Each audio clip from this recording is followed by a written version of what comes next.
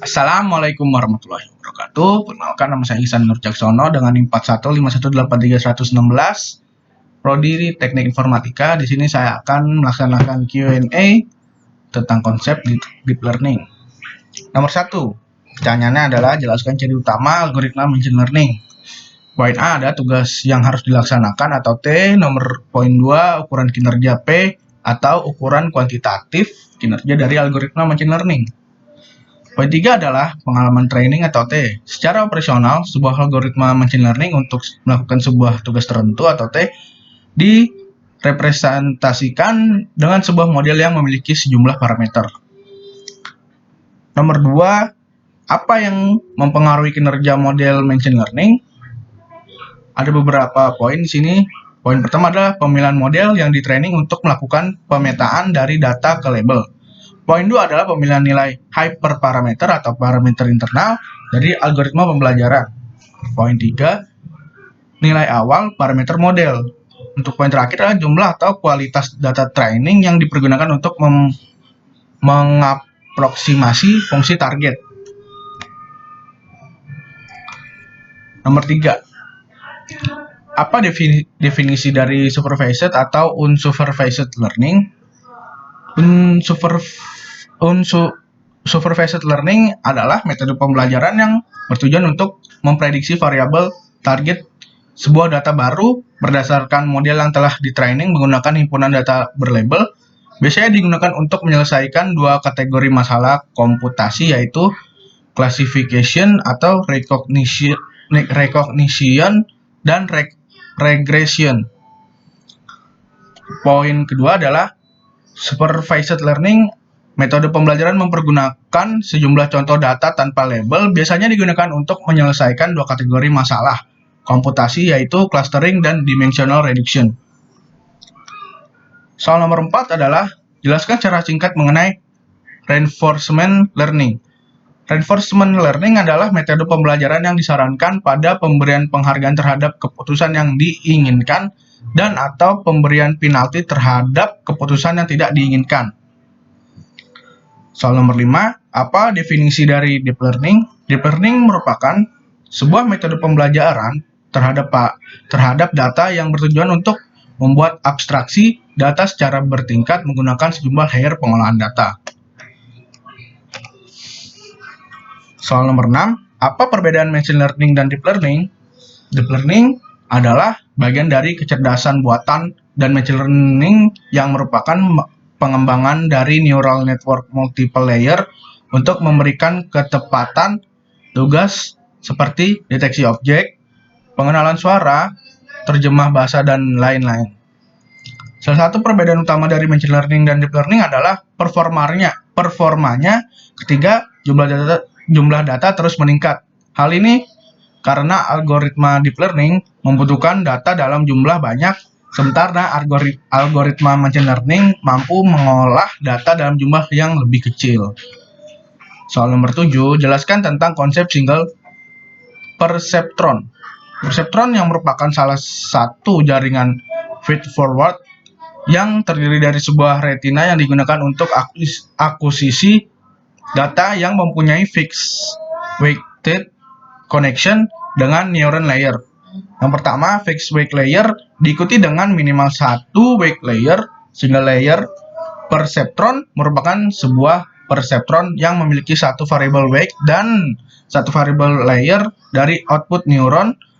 Sebuah single layer perceptron dengan dua input dan satu output neuron. Sebuah perceptron dengan beberapa output neuron dapat juga dianggap seperti beberapa perceptron, beberapa dengan input yang sama. Soal nomor 8, sebutkan tahapan perceptron training rule. Yang pertama, inisiasi nilai synapse weight, bias random ataupun dengan aturan tertentu. Untuk heuristik aturan inisiasi, ada baiknya membaca buku referensi. Lewatkan input pada neuron, kemudian kita akan mendapatkan nilai output. Kegiatan ini disebut feed forward. Nomor 3, nilai output atau actual output. tersebut dibandingkan dengan desired output.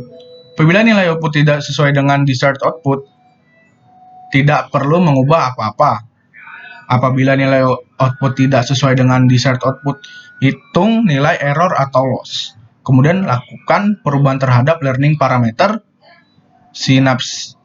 Baik, ulangi langkah-langkah ini sampai tidak ada perubahan nilai error, nilai kurang dari sama dengan suatu threshold, biasanya mendekati 0, atau sudah mengulangi proses latihan sebanyak T kali atau threshold. Nomor 9, apa yang dimaksud dengan likelihood function di Bayesian probability? Likelihood function mendefinisikan peluang data untuk asumsi pengetahuan tentang X yang berubah-ubah.